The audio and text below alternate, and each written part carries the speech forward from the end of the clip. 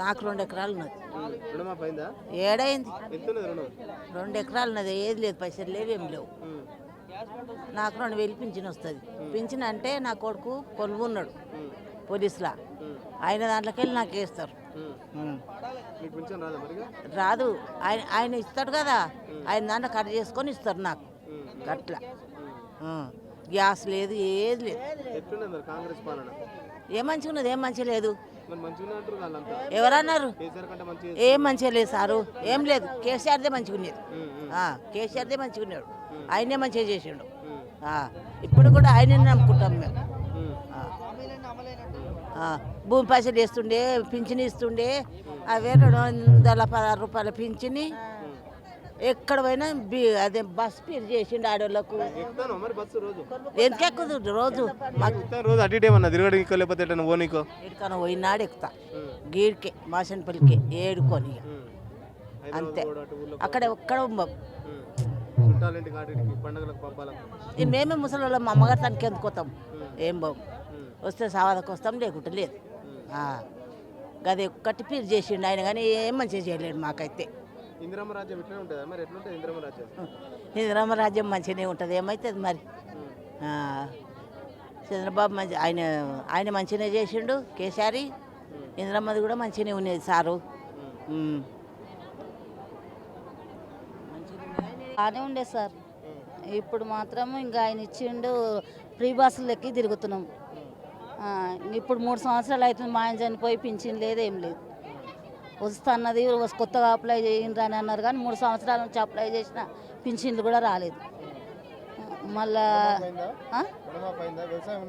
వ్యవసాయం ఉన్నది కానీ ఇంకా చేసేవాళ్ళు ఎవరు లేరు మా ఇంట్లో. మా ఆయన చనిపోయిండు, ఆడపిల్లలు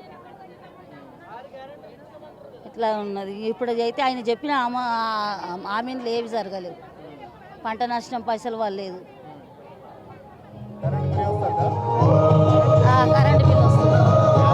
కరెంటు బిల్ వస్తుంది, గ్యాస్ ఒకటి వస్తుంది అన్నారు.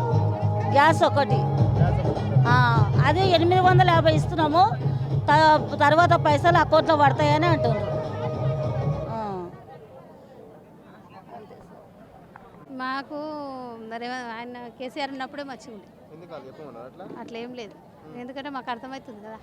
6 గ్యారెంటీలు ఇస్తారని మేము నమ్మి మోసపోయి వేసినాం. ఏడా ఏమి మాకు 2,500 ఏవి వస్తున్నాయా? వస్తలేవు కదా. వస్తే అప్పుడు ఒప్పుకుంటాం, కానీ వస్తలేదు. కరెంట్ ఫ్రీ వస్తుంది. గ్యాస్ అయితే రాలేదు. గ్యాస్ రాలేదు. రేషన్ కార్డులు కొత్త ఇస్తామన్నారు, అవి రాలేదు. మరి అన్నీ కావాలని చెప్తాం. మేము మిమ్మల్ని నమ్మి మేము ఓటు వేసినాం కదా. వేసినప్పుడు మాకు అన్నీ చేయాలి కదా. మరి ఏం చేయలేదు కాబట్టి మాకు కేసీఆర్నే కావాలనుకుంటున్నాము. ఓటేసినాం. మరి ఇక మేము మోసపోయినాం అనుకుంటున్నాం. అదే మళ్ళీ మాకు కేసీఆరే కావాలనుకుంటున్నాం. మేము చెప్పేది కాదు.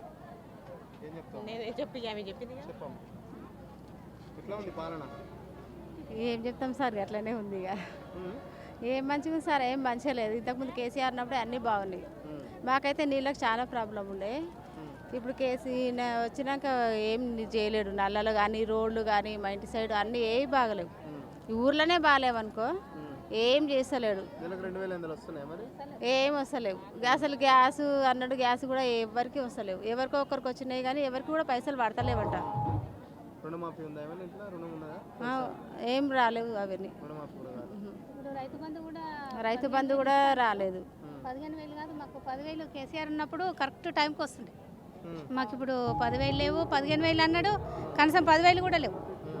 మరి ఇక మేము మమ్మల్ని అయితే మోసం చేసినట్టే. మరి రైతులను మమ్మల్ని మోసం చేసినట్టే. ఇప్పుడు అప్పులు చేసుకొని పంటలు పండించుకుంటున్నాం. ఘోరంగా ఉన్నది రైతుల పరిస్థితి. అప్పులు తెచ్చుకుంటున్నాం. ఉన్న బంగారాలు, పుస్తకాలు కుదబెట్టుకుంటున్నాం. తెచ్చుకొని పంటలు అయితే పండించుకోవాలి కదా.